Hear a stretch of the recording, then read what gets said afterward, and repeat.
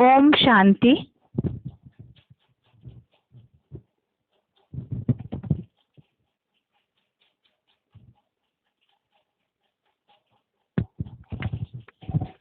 भगवत गीता श्लोक क्लास में आज का श्लोक है अध्याय 6 का श्लोक नंबर 18।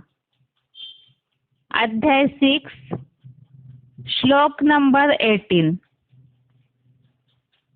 श्लोक है यदा विनियतं चित्तम् आत्मन्नेवावतिष्ठते निःस्पृहः सर्वकामेभ्यो युक्त इत्युच्यते तदा।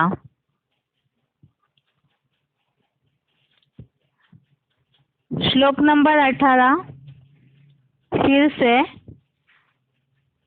यदा विनियतं चित्तम् आत्मन्नेवावतिष्ठते निःस्पृहः सर्वकामेभ्यो युक्त इत्युच्यते तदा। संधि विच्छेद है। यदा विनियतं चित्तम् आत्मनि एव अवतिष्ठते निःस्पृहः सर्वकामेभ्य युक्त इति उच्यते तदा। संधि विच्छेद दोबारा। यदा विनियतं चित्तम् आत्मनि एव अवतिष्ठते निःस्पृहः सर्वकामेभ्य युक्त इति उच्यते तदा। शब्दों का अर्थ है यदा अर्थात जब, विनियतम अर्थात विशेषतः, चित्तम अर्थात संयमित चित्त, आत्मन्नेव इसमें दो शब्द है आत्मनि एव।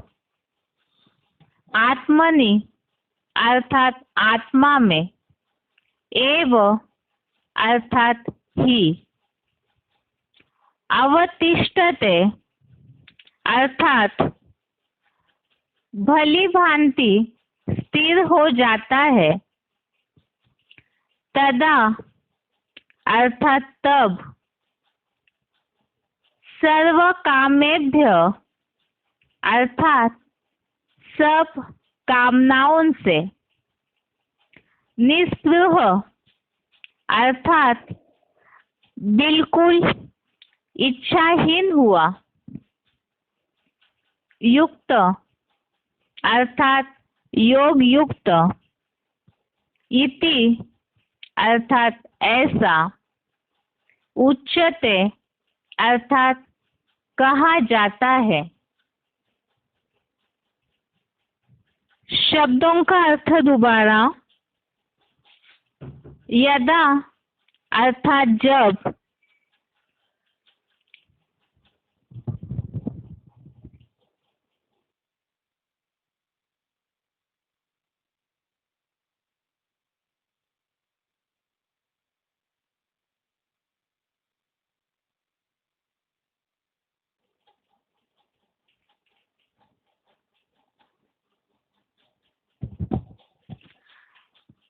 शब्दों का अर्थ दोबारा। यदा अर्थात जब, विनियतम अर्थात विशेषतः संयमित, चित्तम अर्थात चित्त,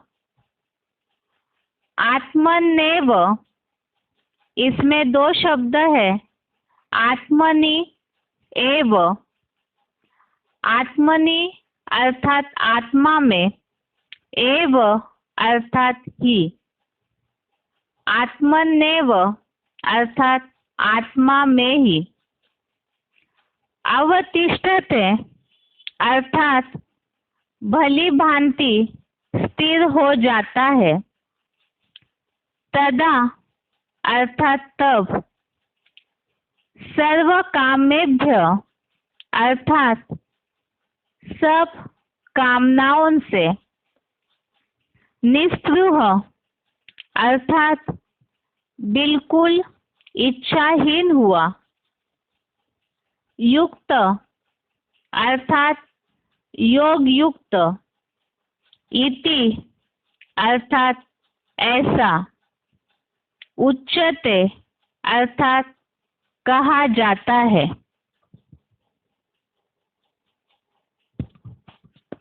श्लोक का अर्थ है, जब विशेषतः संयमित चित्त आत्मा में ही भली भांति स्थिर हो जाता है, तब सब कामनाओं से बिल्कुल इच्छाहीन हुआ। योग युक्त ऐसा कहा जाता है।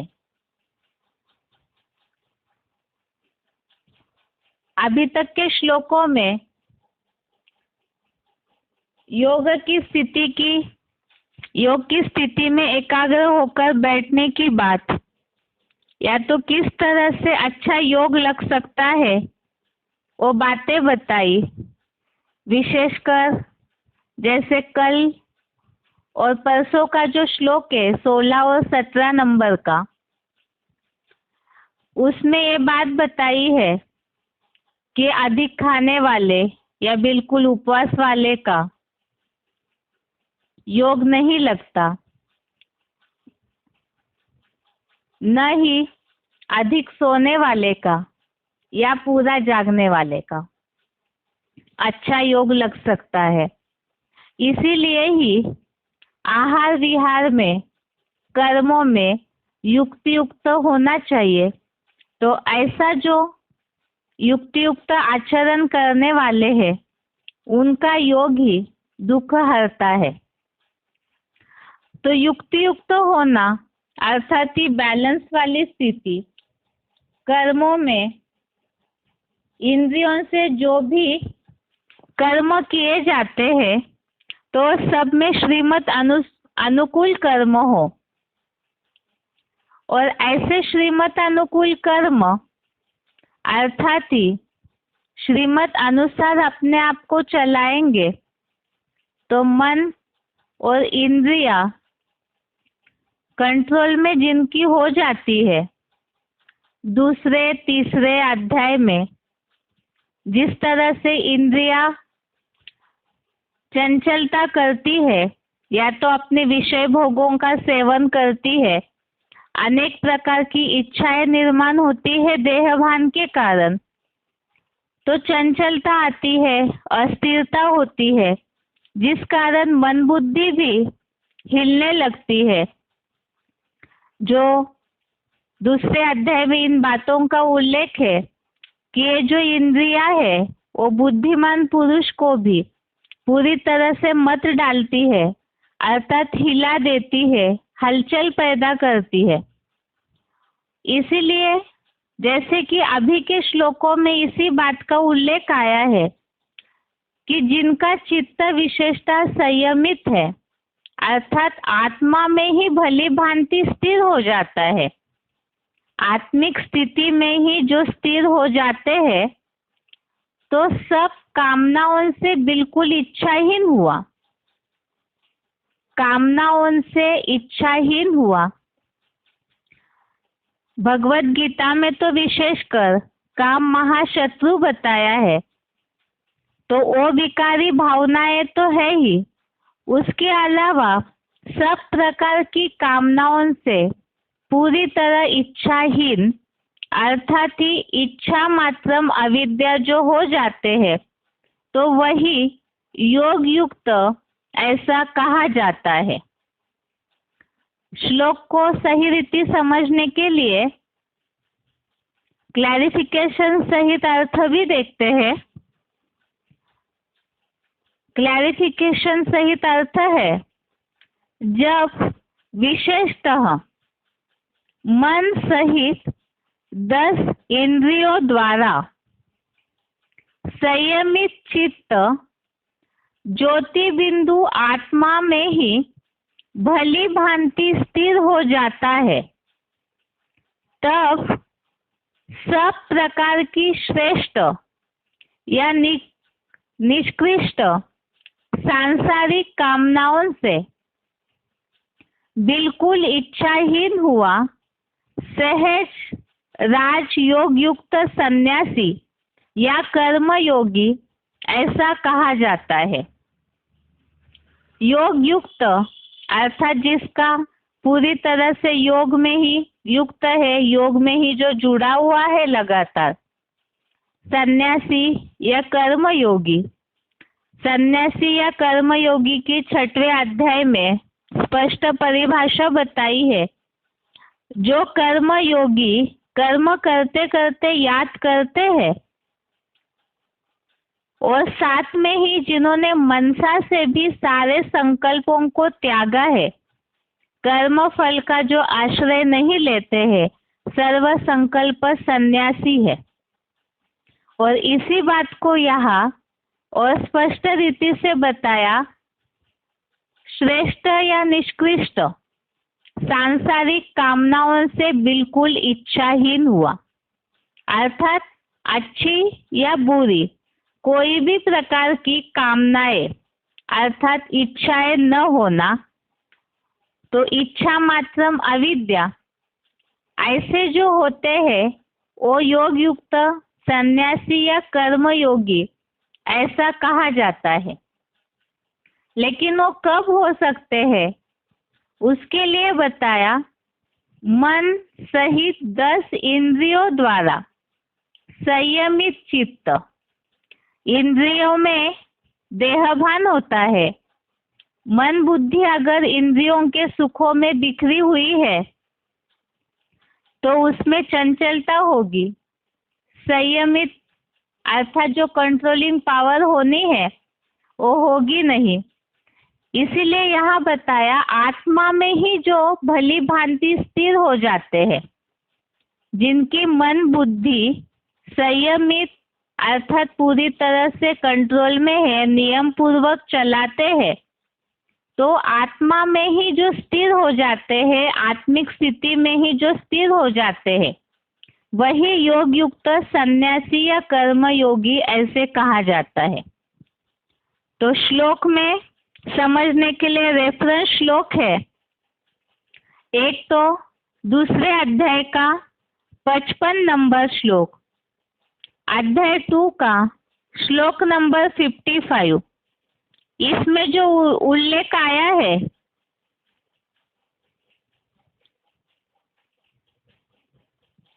मनसा संकल्पों में चलने वाली सभी कामनाओं को मनुपुत्र मानव जब भली भांति त्यागता है, अपने आप से आत्मस्टार में या परमात्मा स्मृति में ही संतुष्ट रहता है, तब स्थिर बुद्धि वाला कहा जाता है।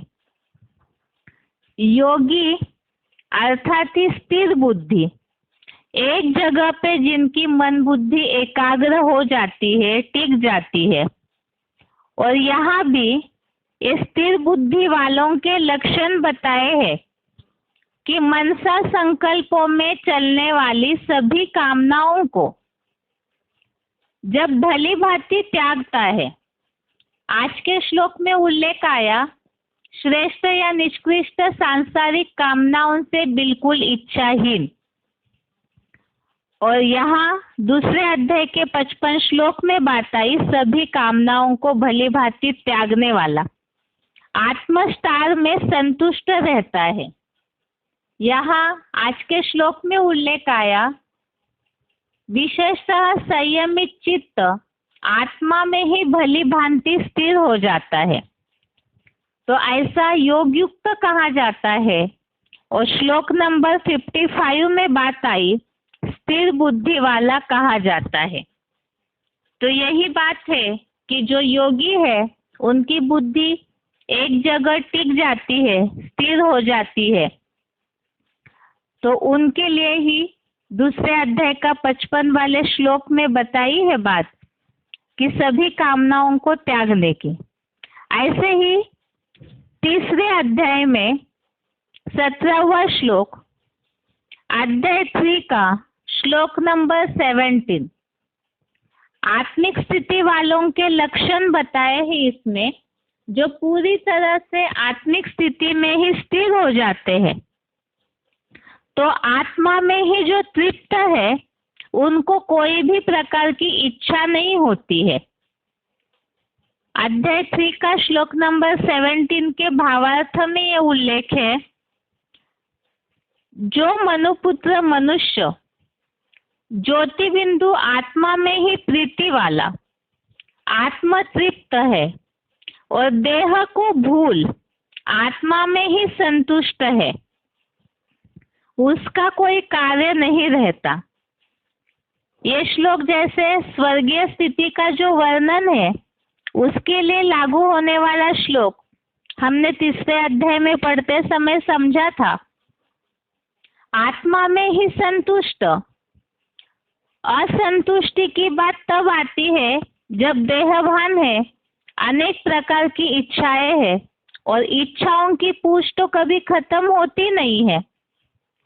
तो इसके विपरीत जो देही अभिमानी आत्मिक स्थिति वाले हैं, आत्मा तो बिंदु है, तो आत्मा के लिए कोई भी चीजों की, भौतिक चीजों की आवश्यकता ही नहीं, देह को भूले हुए है, आत्मा में ही जो स्थिर है, आत्मा में ही प्रीति वाले हैं, आत्मा में ही संतुष्ट वाले हैं, तो उनकी बात बताई, उनके लिए कोई इच्छाएं नहीं होती, वो आत्मा में ही संतुष्ट होते हैं।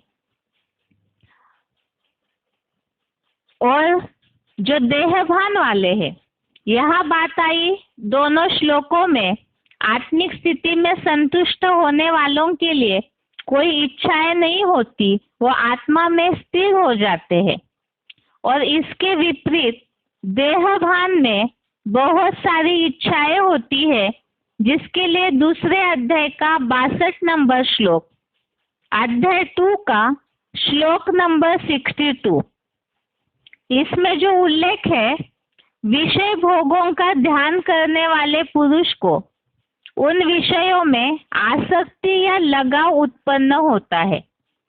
अर्थात देहभान जो है, देह की जो इंद्रियां है, उनके द्वारा ही विषय भोगों का सेवन किया जाता है और इन विषय भोगों का दैहिक इंद्रियों की पूर्ति के लिए, दैहिक इंद्रियों का जो सुख है अल्पकालीन, उसकी पूर्ति के लिए विषय भोगों का ध्यान करने वाले पुरुष का उन विषयों में आसक्ति या लगाव उत्पन्न होता है और आसक्ति से मनसा संकल्प में कामनाएं अर्थात इच्छाएं भली भांति पैदा होती है। और उसके आगे तो कामनाओं की पूर्ति न होने से क्रोध, और वो तो लिंक आगे के श्लोक में है, किस तरह से व्यक्ति अनिश्चय रूपी मृत्यु तक पहुंच जाता है। तो इच्छाएं जो है ये पूरी तरह से अस्थिरता निर्माण करती है और इच्छाओं को त्याग दिया, इच्छाहीन हुआ, वो योग युक्त ऐसे कहा जाता है।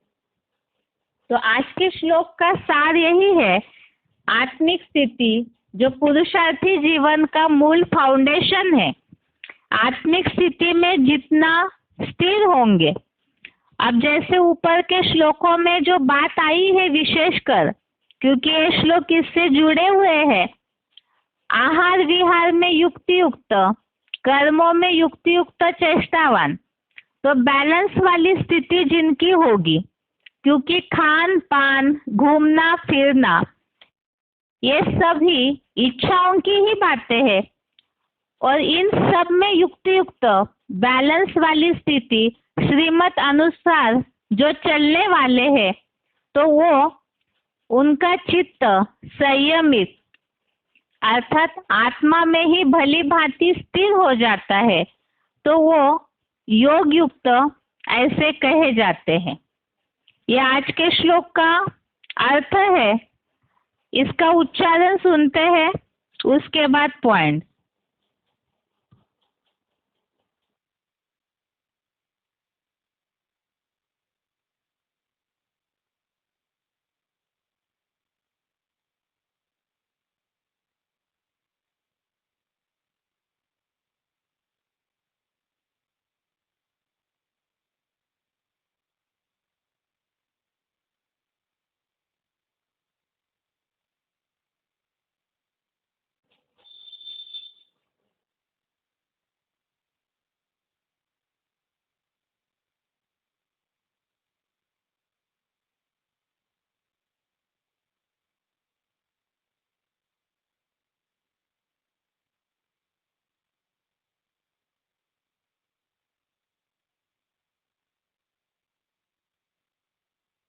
यदा विनियतं चित्तम् आत्मन्येवावतिष्ठते निःस्पृहः सर्वकामेभ्यः युक्त इत्युच्यते तदा।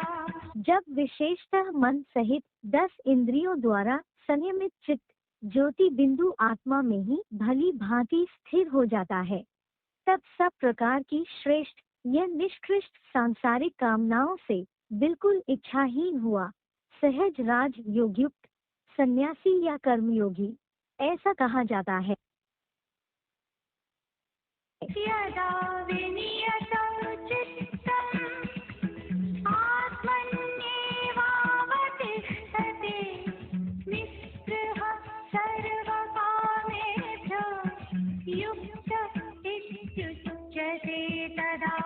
जब विशेषतः मन सहित 10 इंद्रियों द्वारा संयमित चित्त ज्योति बिंदु आत्मा में ही भली भांति स्थिर हो जाता है, तब सब प्रकार की श्रेष्ठ यह निष्कृष्ट सांसारिक कामनाओं से बिल्कुल इच्छाहीन हुआ सहज राज योगयुक्त सन्यासी या कर्मयोगी ऐसा कहा जाता है।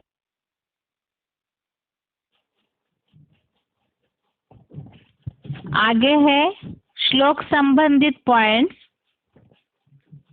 Selected point number 1427, selected point number 1427, 100% आत्मिक स्थिति अर्थात इच्छा मात्रम अविद्या।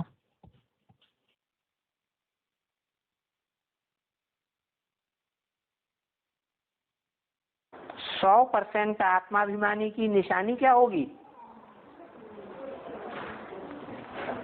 अरे कोई निशानी बता दी है, हैं? हैं? निराकारी मानी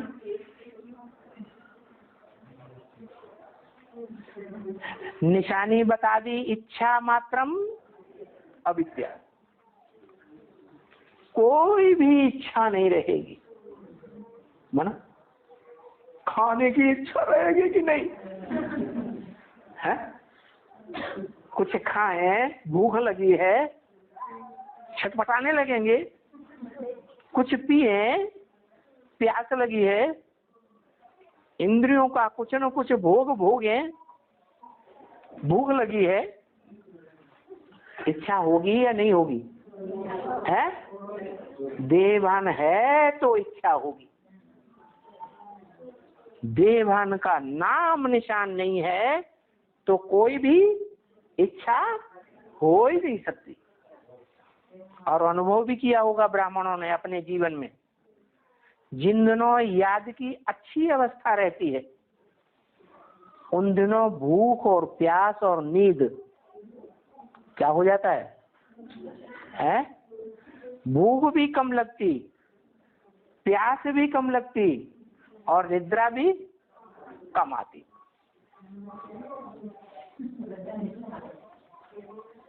ये भूख किसे लगती है? भोगी को क्या, कोई भी इंद्रियों की भूख लगती है तो भोगी है या योगी है? भोगी है। इसलिए ब्रह्म वाक्य मुरली में बताया योगियों की भूख बहुत सूक्ष्म होती है।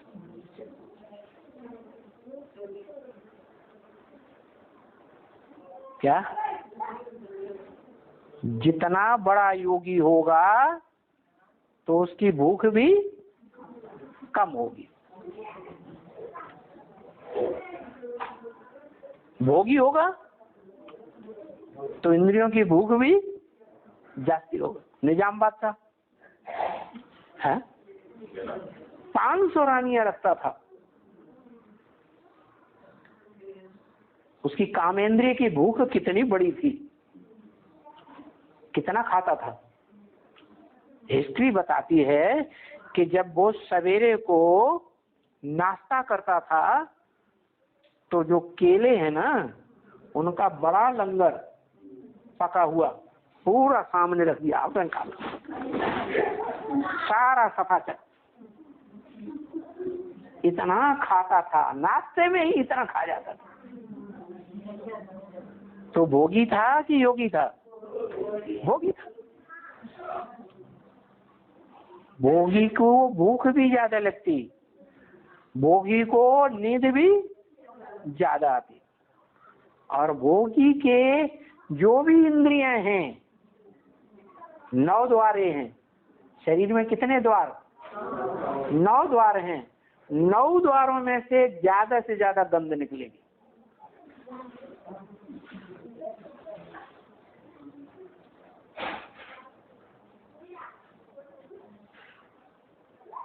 तो देखो निशानी बता दी योगी की। क्या क्या पहचान? इच्छा मात्रम अविद्या। पॉइंट में जैसे बात आई है 100% आत्मिक स्थिति की निशानी है इच्छा मात्रम अविद्या। जैसे कि आज के श्लोक में और श्लोक नंबर 2 अध्याय का 55 वाले श्लोक में इन बातों का उल्लेख आया है। आत्मिक स्थिति में जो स्थिर हो जाते हैं, आत्मा में ही जो संतुष्ट हो जाते हैं, तो इच्छा मात्रम अविद्या हो जाते हैं, अर्थात पूरी तरह से इच्छाहीन हो जाते हैं, तो स्थिर बुद्धि कहे जाते हैं। अभी ऐसे जिन्होंने इच्छाएं त्यागी है, आत्मिक स्थिति में जो स्थिर हो जाते हैं, तो उनको कोई भी प्रकार की देहभान वाली इच्छाएं निर्माण नहीं होगी। वो क्या क्या है उसके लिए ही आगे का पॉइंट है VCD number 2949, VCD number 2949 37 minute के बाद से लिया हुआ पॉइंट है। इंद्रिया और मन वशीभूत है, अर्थात योगी। ये भूख है,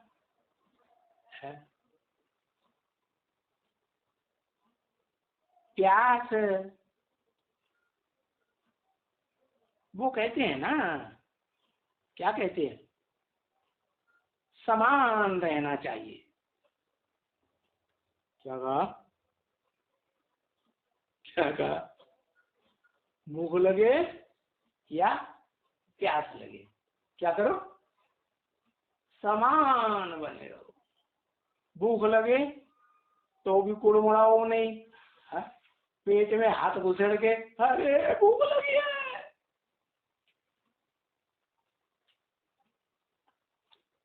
प्यास लगे तो भी परेशान नहीं होना चाहिए, समान रहना चाहिए।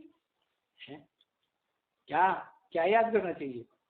अरे ये बाहर है दुनिया को भूल जाने की, खुशियां मनाने की। है? नहीं है? अच्छा, आज ऐसा ही करेंगे, आज से शुरू तुरंत दान महाकल्याण। वाह भाई। तो भूख प्यास में भी समान रहना चाहिए। बाप कहते हैं मुझे भूख, प्यास, ये वगैरह वगैरह कुछ नहीं। हाँ, तो बाबा मिसाल किसका देते हैं? हाँ, किसी का मिसाल देते हैं?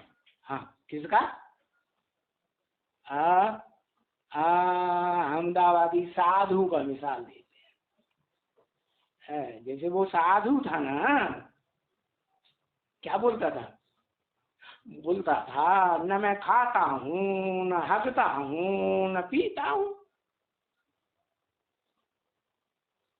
तो बाबा भी ऐसे कहते हैं कि मैं तो निर्लेप हूँ, मेरी आत्मा को ये भूख प्यास आदि का कोई दुख सुख का कोई लेप छेप नहीं लगता है। देखो, ये सर्विस करते हुए भी मैं इन सब बातों से ये जैसे कि निर्लिप हो। ये खाना पीना वगैरह ये मैं नहीं करता हूँ।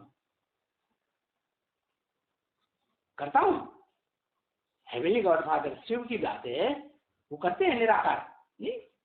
और ये भी कहते हैं मैं आता हूँ तो मैं तुम बच्चों को क्या करता हूँ? क्या करता हूँ? आप समान बनाता हूँ। अरे खुद भूख प्यास लगती नहीं है, कोई लगाओ भूख प्यास से नहीं। और हम बच्चों को भी कह देता हूँ मैं आता हूँ तो तुम बच्चों को क्या कैसा बनाता हूँ? आप समान। आप समान का मतलब क्या हुआ? कि ऐसी आत्मिक स्टेज बनाओ, न भूख की परवाह न प्यास की परवाह। तो जैसे मैं नहीं न खाता हूँ न पीता हूँ,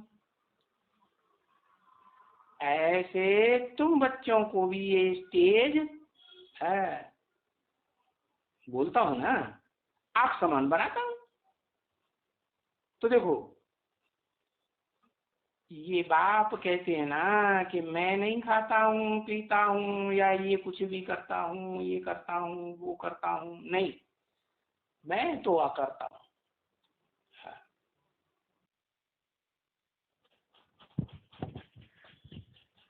श्लोक में जो बात आई है, आत्मा में ही भली भांति स्थिर हो जाते हैं तो सब कामनाओं से इच्छाहीन। अभी के पॉइंट में बात आई भूख और प्यास। देहभान है तो भूख और प्यास की महसूसता ज्यादा होगी।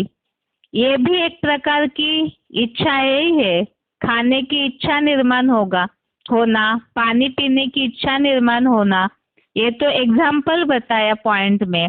बाकी ऐसी देहभान की, इंद्रियों की अलग अलग प्रकार की भूख निर्माण होना अर्थात ही इच्छा है। और आज के श्लोक में बात आई है जो आत्मिक स्थिति में स्थिर हो जाते हैं तो पूरी तरह इच्छाहीन हो जाते हैं। जैसे शिव सुप्रीम सोल सदा काल के लिए आत्मा है, अकर्ता है, तो इसी तरह आत्मिक स्थिति में जो स्थिर हो जाते हैं, योग युक्त अर्थात स्थिर होने वाले जो है वो पूरी तरह इच्छा मात्रम अविद्या होंगे। और ऐसी स्टेज होती है स्वर्ग में, जिसके लिए आगे का पॉइंट है selected point number 1715, selected point number 1715। Heaven में इच्छा मात्रम अविद्या होती है।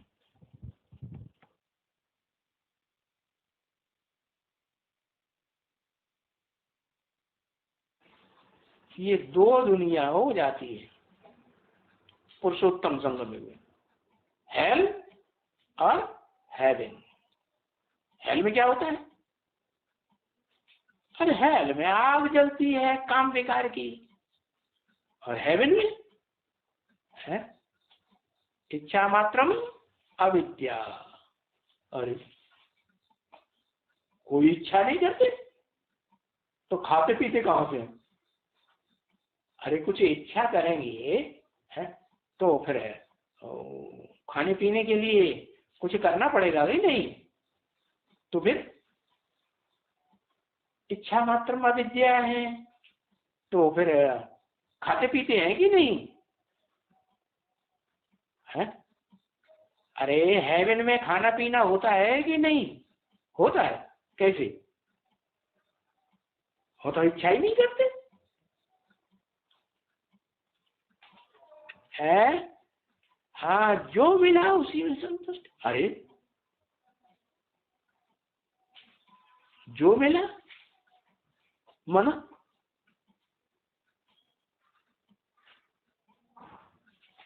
हाँ, माने पतली खिचड़ी मिल जाएगी तो भी संतुष्ट ऐसे। अच्छा, हाँ, तो कहते हैं क्या संतोष नहीं है तो सब धन धूल समान, जो आवे संतोष धन तो सब धन दूर समान। दुनिया के सारे धन मिल जाए, गौ धन, गज धन, बाज धन, रत्नों का धन, नोटों की गड्डियों का धन, सब मिल जाए क्या, लेकिन अगर संतोष नहीं आया तो सब धन दूर दूर है।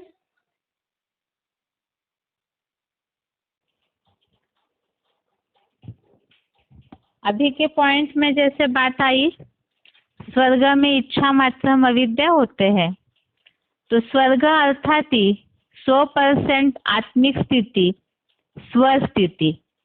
तो आज के श्लोक का सार यही है, आत्मिक स्थिति की जितनी अच्छी प्रैक्टिस करते रहेंगे, आत्मा में स्थिर होना अर्थात विशेषतः संयमित चित्त, मन बुद्धि पूरी तरह आत्म ज्योति बिंदु में एकाग्र होगी, तो उतना ही स्वतः ही इच्छा मात्रम अविद्या होते जाएंगे, और देहभान है तो उतना ही अनेक प्रकार की इच्छाएं निर्माण होती है। तो आत्मिक स्थिति की प्रैक्टिस यही आज के श्लोक का सार है, और वही योग युक्त सन्यासी अर्थात कर्मयोगी कहा जाता है। अभी आगे इस हफ्ते के श्लोकों के रिवीजन, कल के श्लोक टेस्ट के लिए श्लोक है अध्याय 6 का श्लोक नंबर 13 से श्लोक नंबर 18 तक। संडे संगठन में श्लोक टेस्ट के लिए श्लोक नंबर है अध्याय 6 का श्लोक नंबर 13 से श्लोक नंबर 18 तक। रिवीजन के लिए पहला श्लोक है श्लोक नंबर 13 और 14, ये दोनों जुड़े हुए श्लोक है। श्लोक नंबर 13-14, समम काय शिरोग्रीवम धारयन् अचलम स्थिरः संप्रेक्ष्य नासिकाग्रम स्वम दिशश्चानवलोकयन्। 14वां श्लोक है प्रशांतात्मा विगतभिः ब्रह्मचारी व्रते स्थितः मनः संयम्य मच्चित्तो युक्त आसीत मत्परः। अर्थात स्थिर हुआ संन्यास योगी शरीर, सिर, गर्दन को एक सीध में अडोल रखते हुए और अपनी भ्रुकुटी मध्य में बुद्धि नेत्र से नासिकाग्र में संपूर्ण खुली आंखों द्वारा अपलक हुआ, निश्चल मन से दिशाओं को न देखता हुआ, प्रशांत चित्त हुआ, निर्भय और बलवती दृढ़ता से काम जीते इच्छा से ब्रह्मचर्य व्रत में स्थिर हुआ, मन एकाग्र करके मेरे में चित्त सहित आश्रित हो, अव्यभिचारी इंद्रियों द्वारा बाबा से योग लगाए। श्लोक का सार यही है, याद में बैठने की जो स्थिति है वो कैसी होनी चाहिए। एक तो शरीर पूरी तरह से स्थिर, जैसे याद में बैठते समय कईयों की बहुत हलन चलन होती है, स्थिर होके बैठ नहीं पाते हैं, तो वो श्लोक आज का श्लोक नंबर 13 और 14वां इसी के लिए विशेषकर है। याद में बैठते समय सीधा बैठना है, एक टक एक ही दिशा में नेत्र निश्चल हो, जिसके लिए उल्लेख आया नासिकाग्र में। दूसरी बात, प्रशांत चित्त हुआ और राजयोगियों का एक स्तंभ अर्थात ब्रह्मचर्य व्रत में स्थिर हुआ और मन को एकाग्र करके इधर उधर भी न देखते हुए योग लगाए।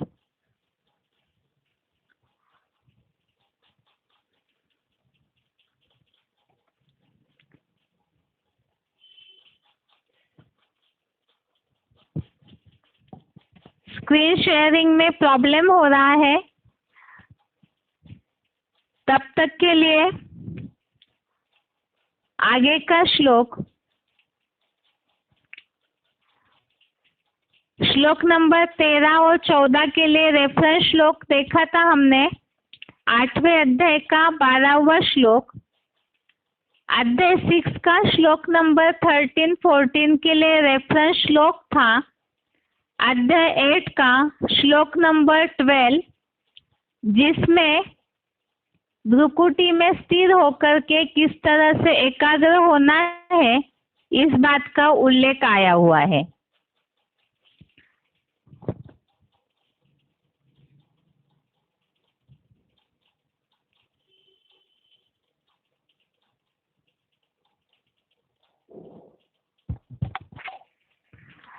आगे श्लोक नंबर 15, श्लोक नंबर 15 श्लोक है, युञ्जन्नेवं सदात्मानं योगी नियतमानसः शांतिं निर्वाण परमां मत्संस्थामधिगच्छति।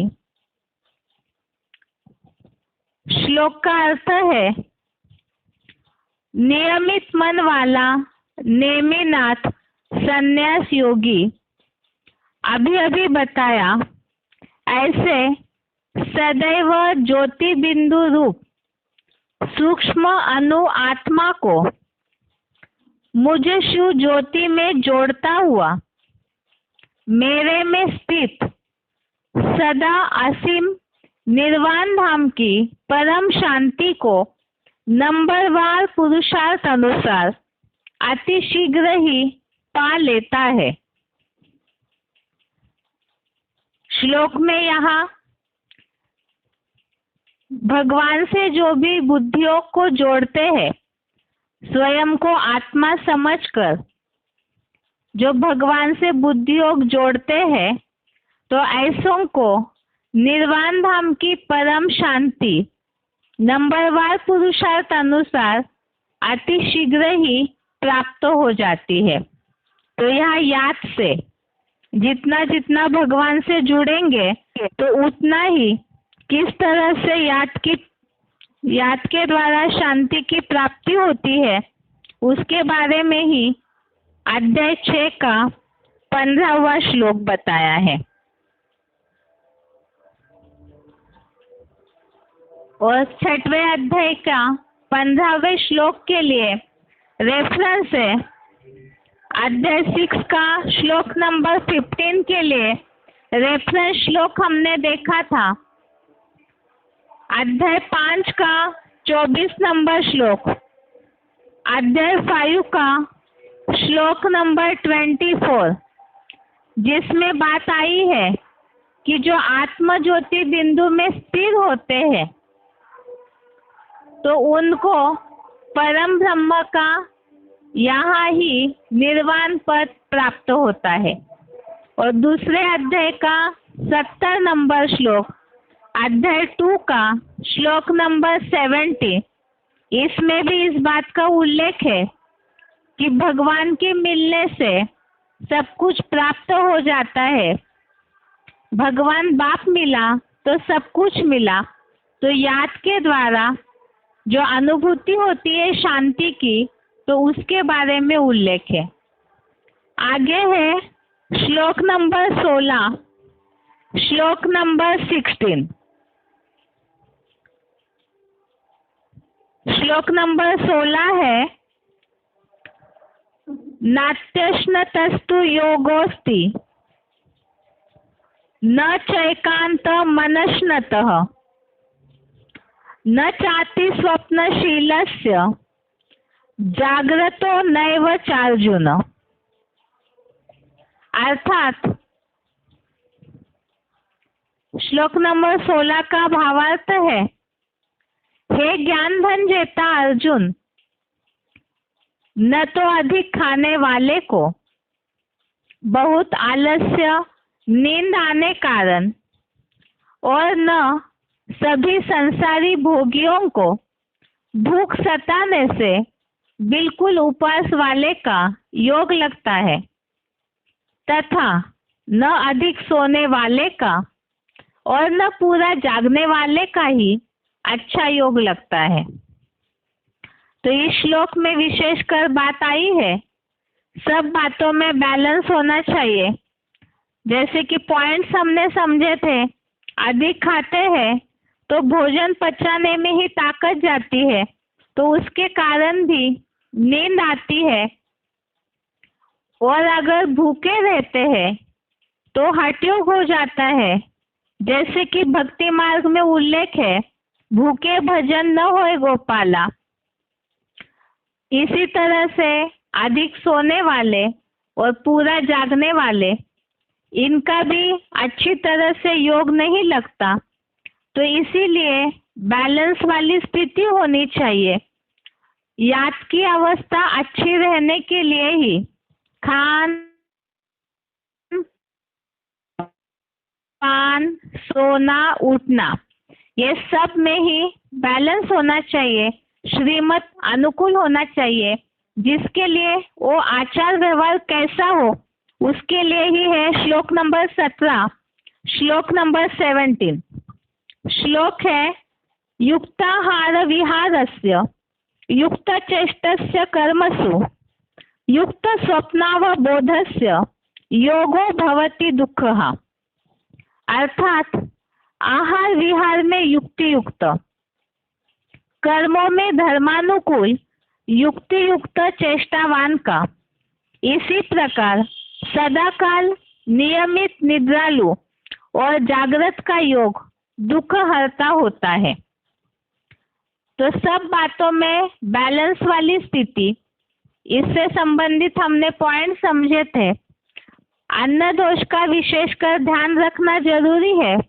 अगर याद की स्थिति अच्छी नहीं हो रही है, एकाग्रता नहीं आती है याद में, तो जैसे मुरली आवेग ध्वनियों में बात का उल्लेख है कि अपना खान पान रहन सहन अपनी दिनचर्या जरूर चेक करनी चाहिए, अगर याद में मन एकाग्र नहीं होता है तो।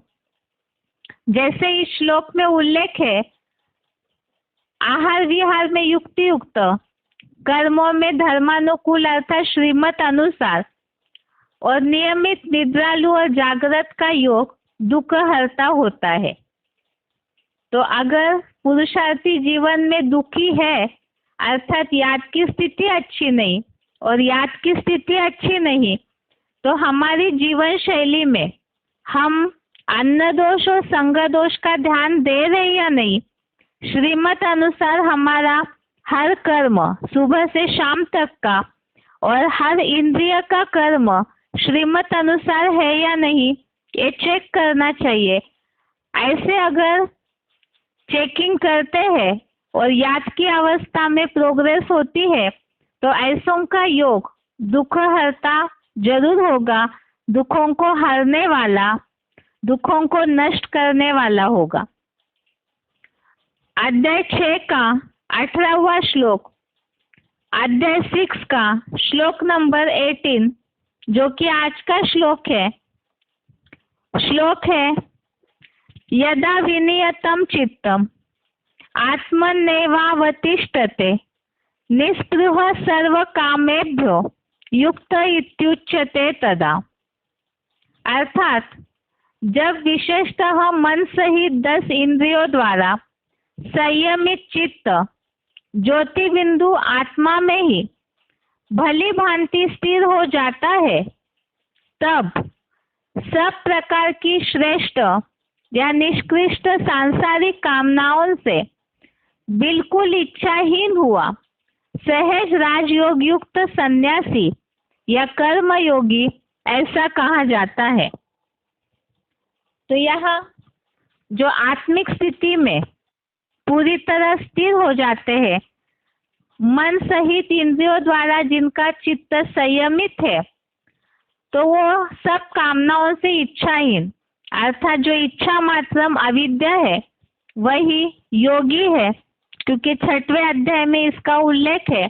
सर्व संकल्प सन्यासी, यही योगी की परिभाषा है। संकल्पों में कोई भी प्रकार की इच्छा नहीं होगी। और इसी समझने के लिए ही हमने श्लोक देखे थे। दूसरे अध्याय का 55 नंबर श्लोक, अध्याय 2 का श्लोक नंबर 55, अध्याय 3 का श्लोक नंबर 17, अध्याय 3 का श्लोक नंबर 17, जिसमें बात आई है जो आत्मा में ही संतुष्ट है उनके लिए कोई कार्य नहीं रहता। और देहभान है तो इच्छाएं है, जिसके लिए श्लोक था दूसरे अध्याय का 62 नंबर श्लोक, अध्याय 2 का श्लोक नंबर 62। इस तरह से इस हफ्ते के श्लोकों की रिवीजन हो गई। और श्लोक टेस्ट के लिए श्लोक नंबर फिर से दोहराते हैं। श्लोक टेस्ट के लिए श्लोक है 13 से लेकर 18 तक, श्लोक नंबर 13 से श्लोक नंबर 18 तक। तो याद की अवस्था के बारे में अच्छी स्थिति बनाने के लिए जो भी शर्तें हैं, जो भी स्थितियां हैं, उसे हमने इस हफ्ते पढ़ा है। इसके साथ साथ ही आज के लिए गीता क्लास यहाँ तक ही। ओम शांति।